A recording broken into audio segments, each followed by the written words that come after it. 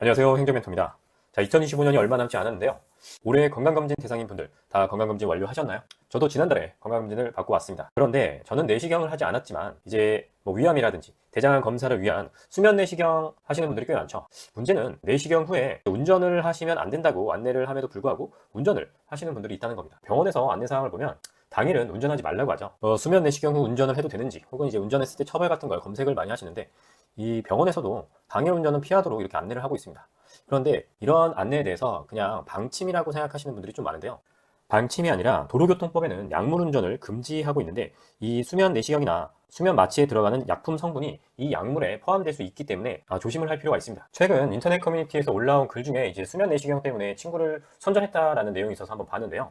글 쓴 분이 이제 수면 내시경 때문에 친구에게 운전을 부탁했습니다. 그런데 이제 친구가 알겠다고 하고 전날에 수면 내시경 후에 친구 집까지 이제 운전을 해줄 테니까 거기서부터 이 글 쓴 분이 차를 끄고 본인 집까지 가라고 이렇게 하는 거예요. 그러면서 자기 집까지 가는 동안 수면 내시경 그거 다 깨니까 걱정하지 말라고 이렇게 얘기했다는데 뭐 이제 손절하신 거는 이제 둘째치고 대부분 이런 인식이 아마 있으실 겁니다. 물론 이제 마취가 잘 안 깨시는 분들도 있는데 운전해도 이제 멀쩡하다고 생각하시는 분들이 아마 더 많을 거예요. 실제로 운전을 못할 정도는 아닌데요. 그렇게 따지면 사실 이제 술 한 잔 먹고 운전 가능하죠. 그런데 운전을 지금 하는 분위기인가요? 그건 아니잖아요.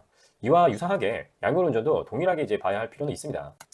본인은 정상이라고 생각하지만 이제 순간 반응 속도라든지 이런 집중력이 떨어지면 사고 발생 확률이 높아진다는 건 틀림없는 일이죠.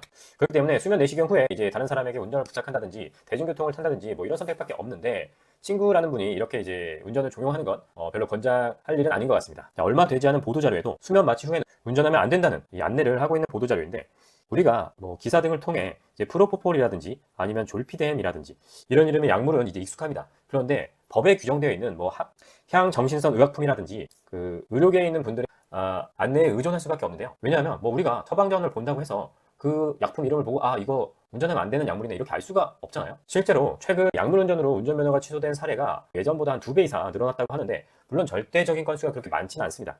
그렇지만 이 보도자료에서도 보시면 수면 마취 후 운전하다 병상 한 명의 사고를 일으킨 운전자가 이제 운전면허 취소 처분을 당했는데 여기에 대해서 불복을 하고 나는 억울하다 해서 행정심판을 했지만 운전면허 취소는 정당하다는 결론이 나왔다는 겁니다.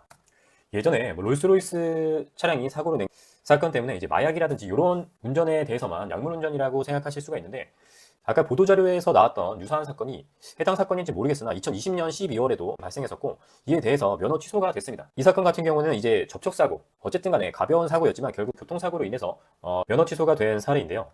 이에 대해서 음주운전과 달리 세부적인 기준이 없다는 점 그리고 또 좀 면허 취소까지는 억울하지 않을까 하는 이제 반응이 있습니다. 지금 이제 한 5년 정도 지났죠. 그리고 아까 전에 약물 운전은 이제 면허 정지가 없고 바로 취소라고 했는데요. 규정을 한번 볼까요? 일단 도로교통법 제45조에서는 과로한 때 등의 운전을 금지하고 있고 약물 운전이 포함이 됩니다. 그런데 이 약물이 무엇이냐라고 할 때 이 도로교통법만 보면 안 되고 그 마약류 관리법 여기에 있는 품목을 전체적으로 봐야 하는데 어차피 봐도 일반인은 파악하기가 좀 어렵다고 생각이 됩니다. 저도 이제 졸피뎀하고 프로포폴 이외에는 아는 게 없더라고요. 즉 이제 의사분들과 약사분들은 이 처방전에 들어있는 약물을 보고 운전을 하지 말라고 안내를 해주시는데 듣는 사람 입장에서는 그냥 운전 조심해라 정도로만 들리기 때문에 이 부분은 이제 정부와 의료계가 협조하여 복약지도문에 운전 금지 항목을 이제 붉은색으로 표시한다든지 그런 거에 대해서 논의를 하고 있는 중이라고 합니다. 그리고 운전면허랑 다르게 이제 좀 세부적인 절차가 없었던 거 그리고 이제 간이검사에 불응하더라도 처벌할 수 있는 규정이 없었기 때문에 이번에 또 도로교통법이 개정돼서 해당 규정은 2026년 4월 2일부터 시행이 될 예정이라는 점 참고하시면 좋을 것 같고요. 도로교통법의 취소처분 개별 기준을 보면 이렇게 약물운전에 대해서 규정을 하고 있고 밑에 정지처분이 있는데 여기에는 해당 사항이 없기 때문에 정지처분을 할 수 없는 상황이고 또 이제 음주운전 같은 경우에는 혈중 알코올 농도라는 기준이 있지만 약물운전의 경우에는 그런 기준을 이제 구분해서 정하기가 좀 어려운 부분이 있죠. 이와 관련한 최근 기사를 몇 개 보겠습니다. 자, 수면유도제 먹고 쾅쾅. 자, 잠이 안 와서 약국에서 수면유도제 드시는 분들이 있죠. 근데 수면유도제를 먹고 잠을 주무셔야지 왜 운전을 하러 나오셨는지 모르겠지만 올해 초에 이제 있었던 내용인데 클로나제핌의 양성 반응을 보였다라고 합니다. 무슨 약물인지는 저도 모르죠. 하지만 운전을 하면 안 되는 약물이었고요. 또 여기서 형사처벌에 대해서 말씀을 드리지 않고 있는데 물론 이런 경우 뭐 교통사고가 발생했다든지 하면 이제 3년 이하의 징역 또는 1,000만 원 이하의 벌금을 받을 수도 있다는 점도 생각을 해야겠죠. 정말로 뭐 약물운전의 취소 건수가 절대적으로는 많아 보이지 않지만 점점 증가하는 것도 사실이고요. 특히 그 중에는 이제 마약이 좀 많았는데 앞으로는 이제 아까 전처럼 뭐 수면 유도제나 감기약 등에 의한 그런 면허 취소 사례도 이제 생길 것 같습니다. 그래서 그런 사례들도 있고 지금 간이검사가 좀 오래 걸린다 이런 현상에 대해서 보도하는 내용이었고요. 뭐 조금 전에도 말씀드렸지만 이 감기약에도 약물운전에 포함되는 약물이 들어갈 수 있습니다. 자, 그런데 여기서 많은 분들이 나는 합법적으로 처방받은 약을 먹었을 뿐이다 라고 이제 말씀을 하시는 것 같은데요. 법에는 처방을 어떻게 받았는지가 중요한 게 아니라 운전하신 분의 몸에 그런 약물이 있느냐 없느냐가 중요하겠죠. 롤스로이스 같은 경우에는 뭐 이제 마약으로 알고 있지만 일단은 감기약도 면허 취소의 대상이 될 수 있다는 점을 이제 계속 염두에 두셔야 합니다. 그렇기 때문에 이 복약지도 할 때 뭐 여쭤보셔도 좋지만 일단 약사분들께서 좀 강하게 말씀을 해주실 필요도 있지 않나 싶거든요. 아까 봤던 내년에 시행되는 규정에는 이제 그 검사를 거부했을 때 처벌이 이렇게 된다라고 안내를 해주고 있습니다. 그리고 감기약 하면 개그맨 이경규 씨 사건이 이제 떠오르실 텐데요. 아마 처음에는 감기약이라고 했지만 실제로는 공황장애 약이었던 걸로 기억을 하는데 합법적인 처방 이런 건 상관이 없고요. 그 실제 이경규 씨 같은 경우에 CCTV를 보면 약간 정신을 차리지 못하고 온몸을 좀 가누지 못하는 그런 상태가 있었기 때문에 운전을 하면 안 될 것 같다는 생각도 들었습니다.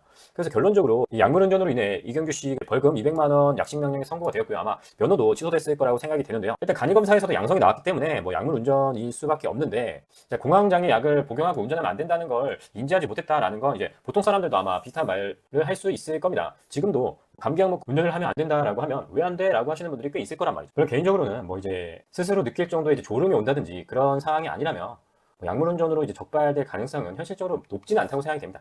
그래서 다들 아마 설마 내가 뭐 그런 상황에 처할까라는 생각을 하실 테지만 조금 조심할 필요는 있습니다. 이를 무시하고 운전을 했다가 교통사고를 냈다면 더 큰일이지만 교통사고를 내지 않더라도 뭐 적발되면 운전면허 취소가 되죠. 운전면허가 취소가 되면 결격 사유 1년이 지나기 전까지는 운전면허를 발급을 받을 수가 없기 때문에 상당히 생활이 불편해지는 것도 있고 또 다시 면허를 따야 된다는 점도 귀찮겠죠. 그렇기 때문에 이제부터 음주운전뿐만 아니라 약물운전도 면허 취소의 위험성이 있다라는 걸 염두에 두셨으면 좋겠습니다. 술을 한 잔이라도 마셨다면 운전대를 잡지 않는 것처럼 본인은 괜찮다고 하더라도 이렇게 몸에 영향을 줄 수 있는 약물을 투입한 경우에는 최대한 운전을 자제하는 것이 좋을 것 같습니다. 네, 오늘은 수면 내시경을 운전했다가 운전면허가 취소된 사례를 통해 여러 가지 내용을 살펴보았습니다. 오늘 내용 유익하셨다면 좋아요와 구독 부탁드리고요. 저는 또 다음에 찾아뵙도록 하겠습니다. 감사합니다.